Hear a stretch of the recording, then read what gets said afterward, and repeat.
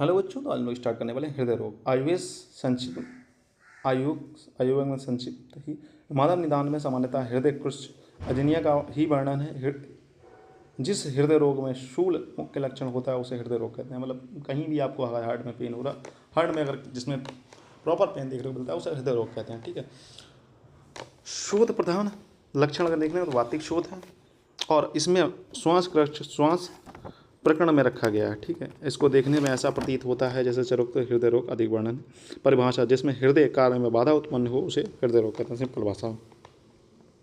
तो इसका अलग अलग जगह पर डिस्क्रिप्शन किया गया। आचार्य चरक ने इसमें ज़्यादा किया है डिस्क्रिप्शन। मन का स्थान उरा हृदय, शिरो हृदय, जठर हृदय भी बताया गया है। निरुक्ति हृदय का तो हा से हो गया हरण, संपूर्ण शरीर को से रक्त लेता है। ददति संपूर्ण शरीर को रक्त देना, या मतलब या पर पोषण, मतलब इसी की वजह से पूरे शरीर का नरिशमेंट होता है, क्योंकि पूरे शरीर का न्यूट्रिशन कौन प्रोवाइड कर रहा है? हमारा हार्ट ही प्रोवाइड कर रहा है। आप कहोगे सर हार्ट कैसे प्रोवाइड कर रहा है? तो हार्ट जब ब्लड पंप करता है, ब्लड में सारे न्यूट्रिएंट्स मिलते हैं, तो उसी वजह से सारे सेल का नरिशमेंट होता है। ठीक है बच्चों। उसका पढ़ते हैं निदान संबंधी। तो आहार संबंधी में अति उष्ण, कषाय, तिक्त, गुरु, अति स्निग्ध, अति भोजन, अध्यसन। विहार संबंधी में अव्यायाम, दिवा स्वप्न, अति व्यायाम। मानसिक में चिंता, द्वेष, क्रोध, शोक, भय इत्यादि। ठीक है। अगर आप ऐसे लिख सकते हैं नेशन, नहीं तो डायरेक्ट निदान डाल के सीधा लिख सकते हैं। चिकित्सा पंचकर्म, अति व्यायाम, अति विरेचन। तो इनका अगर पंचकर्म का अति योग भी हो गया तभी आपको हृदय रोग उत्पन्न हो सकता है। अपने अपने निदानों से प्रकोपित हुए बात आदि दोष में हृदय प्रदेश में अवस्थित होकर रस को दूषित करके हृदय में बाधा उत्पन्न करते हैं, इसे हृदय रोग कहते हैं। भेद कितने हैं? 5 हैं। नोट सुने 4 प्रकार बताए हैं। संप्राप्ति घटक की बात का अगर हम लोग करेंगे तो संप्राप्ति घटक में क्या? दोष है, इसमें त्रिदोष है। दुष्ट रस और मेद है, अधिष्ठान हृदय है, स्रोतस रसवाह और रक्तवाह है, और दुष्टि संग है।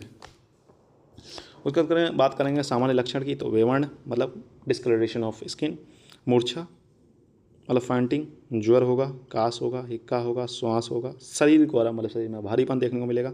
तृष्णा, प्रलोभा मतलब लोभ देखने को मिलेगा। छर्दी मतलब उल्टी होगी। कफ उत्क्लेश मतलब नौजिया वाली कंडीशन आएगी जिसमें कफ ही आएगा ऊपर। ठीक है। विशेष लक्षण की बात करें तो वातिंग में रुज मतलब पेन देखने को मिलेगा, तोत देखने को मिलेगा, निमंदन देखने को मिलेगा, दारुण और स्फुटन देखने को मिलेगा। मतलब एक तरीके से सारे प्रकार के पेन देखने को मिलेगा। जगड़ाहट, मूर्छा, वेष्टन एवं भोजन पाचन के पश्चात बढ़ जाता है।